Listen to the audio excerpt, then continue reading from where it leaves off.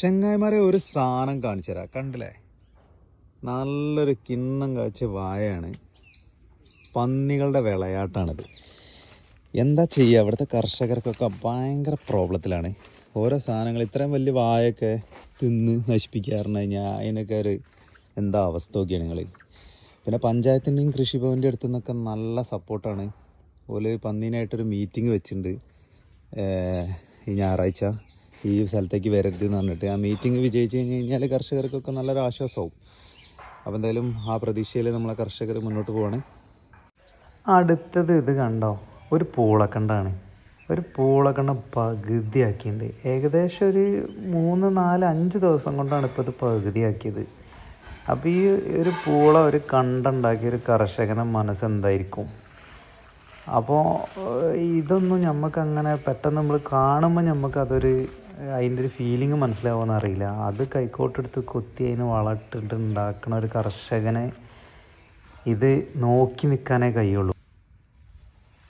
ഇങ്ങനെയാണെങ്കിൽ എങ്ങനെയാണ് കർഷകർ കൃഷി ഉണ്ടാക്കുക? ഇനി ഇതിൻ്റെ സൊല്യൂഷൻ എങ്ങനെയാണ്, എന്താണെന്ന് നോക്കാം. ഇപ്പോൾ ഇത് ഒരുപാട് കാട് പിടിച്ച് കിടക്കുന്ന ഒരു ഏരിയയാണ്. ഇവിടെ ഏകദേശം 2-3 ഏക്കറോളം പണ്ട് തെങ്ങൊക്കെ ഉണ്ടായിരുന്ന സ്ഥലമാണ്. ഇപ്പം ഉപ്പൊക്കെ കയറി ഒന്നും ചെയ്യാൻ പറ്റാത്ത സ്ഥലമായിട്ട് മാറിയിട്ട് അതിൻ്റെ ഉടമകൾ ഒഴിവാക്കിയിട്ടതാണ്. അപ്പോൾ ഇതിൻ്റെ കാട് വെട്ടിത്തെളിക്കാൻ വേണ്ടിയിട്ട് പഞ്ചായത്ത് പറഞ്ഞിട്ടുണ്ട്. പക്ഷേ അത് ഓരോ വ്യക്തി ഭൂമിയുടെ ഉടമകളോട് വെട്ടിത്തെളിക്കാനാണ് പറഞ്ഞത്. അപ്പോൾ അതൊരു പ്രാക്ടിക്കലായിട്ടുള്ള നിർദ്ദേശമായിട്ട് എനിക്ക് തോന്നുന്നില്ല. എന്താ വെച്ച് കഴിഞ്ഞാൽ ആൾറെഡി ഈ സ്ഥലത്ത് നിന്ന് ഓർക്ക് ഒരു വരുമാനം കിട്ടാത്ത ആൾക്കാരാണ്. അപ്പോൾ ഓരോട് ഇനി 10,000 റുപ്യ മുടക്കിയിട്ട് അത് വെട്ടിത്തെളിക്കാൻ പറയുമ്പോൾ അതിനത്രയുള്ള പൈസക്കാരൊന്നും അല്ല നമ്മളെ നാട്ടിലൊന്നും ഉള്ളത്. അപ്പോൾ ഈ പഞ്ചായത്തു നിന്നൊരു ഫണ്ട് വകയിരുത്തിയിട്ട് അവരായിട്ടത് ചെയ്യുകയാണെന്നുണ്ടെങ്കിൽ ചിലപ്പം ഇവർക്ക് താമസിക്കാനുള്ള സൗകര്യം, പന്നികൾക്ക് താമസിക്കാനുള്ള സ്ഥലമില്ലാതെ വരുമ്പോൾ അവർ പോയെന്ന് വരാം. പക്ഷേ അതൊരിക്കലും ഒരു സൊല്യൂഷനായിട്ട് ഞാൻ കാണില്ല. എന്താ വെച്ച് കഴിഞ്ഞാൽ അത് ഇവിടുന്ന് മാറിയിട്ട് വേറെ അപ്പോൾ തൊട്ടപ്പുറത്തുള്ള 2 കിലോമീറ്റർ അപ്പുറത്ത് പാടമുണ്ട്, അതിൻ്റെ തൊട്ടപ്പുറത്ത് പാടമുണ്ട്. എവിടേക്കെങ്കിലും പോകും. അവിടുത്തെ കർഷകർക്ക് അത് പ്രശ്നം ഉണ്ടാക്കും. അപ്പോൾ ഒരു പെർമനൻറ്റ് സൊല്യൂഷനായിട്ട് എന്തെങ്കിലുമൊക്കെ കണ്ടെത്തുക, എന്നിട്ട് അതിനെ ക്ലിയർ ചെയ്യുക എന്നുള്ളതാണ് നമുക്ക് മുന്നിലുള്ളൊരു വഴി.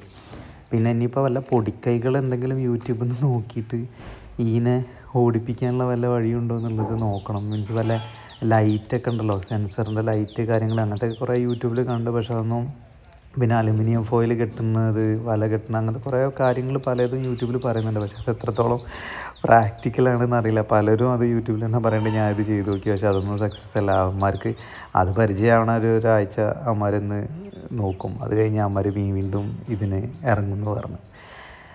അയ്യോ, അപ്പം അങ്ങനെയൊക്കെയാണ് ഇവിടുത്തെ കർഷകരുടെ അവസ്ഥ. പിന്നെ ഇതിന് പെർമിഷൻ കൊടുത്തിട്ടുണ്ട് ഇതിനെ വെടിവെക്കാൻ എന്നൊക്കെ പറഞ്ഞിട്ടുണ്ടെങ്കിൽ അത് എത്രത്തോളം അങ്ങോട്ട് പെട്ടെന്ന് സിമ്പിളായിട്ട് അങ്ങ് നടക്കണ കാര്യമല്ല. എന്താ വെച്ച് കഴിഞ്ഞാൽ എറ്റിങ്ങൾ അധികം ഇറങ്ങണേ രാത്രി 12 മണി 2 മണിക്കൊക്കെയാണ്.